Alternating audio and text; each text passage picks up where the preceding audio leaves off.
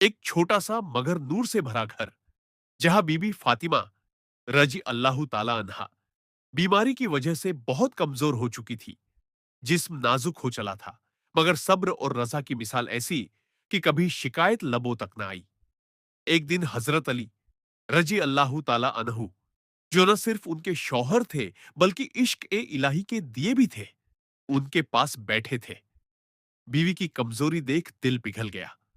उन्होंने नर्म आवाज में कहा, ऐ फातिमा, मेरी जिंदगी की रोशनी, तुमने कभी मुझसे कोई मांग नहीं की, न कभी किसी हाजत का जिक्र किया। आज अगर दिल में कोई चाहत हो तो बताओ, मैं जरूर पूरी करूंगा। बीबी फातिमा रजी अल्लाह ताला अना ने झुकी हुई नजरों को उठाया और धीमे से कहा, ऐ अली, आज दिल अनार खाने को चाहता है। ये सुनकर मौला अली रजी अल्लाह ताला अनहु मुस्कुराए, बोले, बस इतनी सी बात, आज ही तुम्हारे लिए अनार लाऊंगा, चाहे जहां से लाना पड़े। मगर उस वक्त अनार का मौसम नहीं था। बाजारों में एक भी अनार न मिला। सूरज ढल चुका था, मगर हजरत अली रजी अल्लाह ताला अनहु का वादा एक आशिक का वादा था।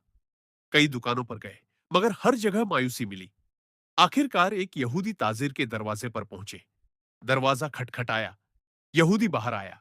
मौला अली ने फरमाया, भाई, मुझे एक अनार चाहिए। यहूदी हैरान हुआ, बोला, इस मौसम में मेरे घर में तो एक भी अनार नहीं। मौला अली ने इत्मीनान से कहा, मैं मोहम्मद सल्लल्लाहु अलैहि वसल्लम का दामाद हूं। सच कहता हूं, तुम्हारे घर में अनार है। यहूदी ने गुस्से में कहा, मैं अल्लाह की कसम खाकर कहता हूं, मेरे घर में एक दाना भी नहीं। मगर वो नहीं जानता था कि सच्चाई नीयत से दिखाई देती है, जुबान के इनकार से नहीं छुपती। उसी वक्त अंदर से उसकी बीवी की आवाज आई, ए मेरे शौहर, अब बहस मत करो। मैं पहले ही कलमा पढ़ चुकी हूं और इस्लाम अपना चुकी हूं। और हां, हमारे घर में सचमुच एक अनार है। यह सुनकर यहूदी दौड़ा, हर कोना छाना और आखिर एक पुराने संदूक से एक चमकता हुआ लाल अनार निकल आया। वो कांप उठा, आंखों में आंसू आ गए। अब उसे यकीन हो गया कि जो दरवाजे पर खड़ा शख्स है, वो कोई आम इंसान नहीं, बल्कि हक़क़ का वली है, अली इब्न अबी तालिब रजी अल्लाहु ताला अन्हु। वो अनार लाकर उनके हाथ में दिया और रोते हुए बोला, ऐ अली, आज मैंने पहचान लिया कि तुम्हारा दीन सच्चा है, तुम्हारा रब सच्चा है और तुम मोहम्मद सल्लल्लाहु अलैहि वसल्लम के सच्चे दामाद हो। दोनों पति पत्नी ने वही कलमा पढ़ा और इस्लाम कबूल किया। मौला अली रजी अल्लाह ताला अन्हु ने मोहब्बत भरी नजर से देखा और फरमाया, अल्लाह तुम्हें हिदायत पर कायम रखे। यह अनार सिर्फ फातिमा के लिए नहीं, बल्कि तुम्हारे दिलों की रोशनी का सबब बना। अब मौला अली रजी अल्लाह ताला अन्हु वह अनार लेकर घर की तरफ लौटे। रास्ते में एक जगह एक बूढ़ा अंधा फकीर बैठा था। फटे कपड़े, कमजोर जिस्म, बेनूर आंखें। वह पुकार रहा था, कोई है जो मुझे कुछ खाने को दे दे। दिल तो अनार खाने को चाहता है, पर नसीब में कहा। यह सुनकर मौला अली रजी अल्लाह ताला अनहु रुक गए। दिल में कशमकश थी। एक तरफ बीवी का पहला मांगना, दूसरी तरफ अल्लाह के नाम पर मांगता एक फकीर। आखिर उन्होंने सर झुका लिया और फकीर से बोले, बाबा, यह अनार अब आपका है, अल्लाह के नाम पर लीजिए। फकीर ने कांपते हाथों से अनार लिया। आंसू छलक पड़े।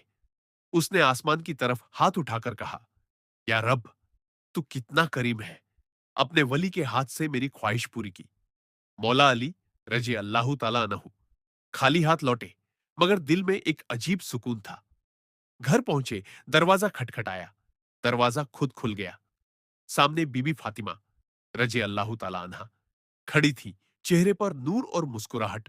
उन्होंने कहा, या अली, आपने तो कहा था एक अनार लाएंगे, मगर आप तो 10 अनार भेज गए।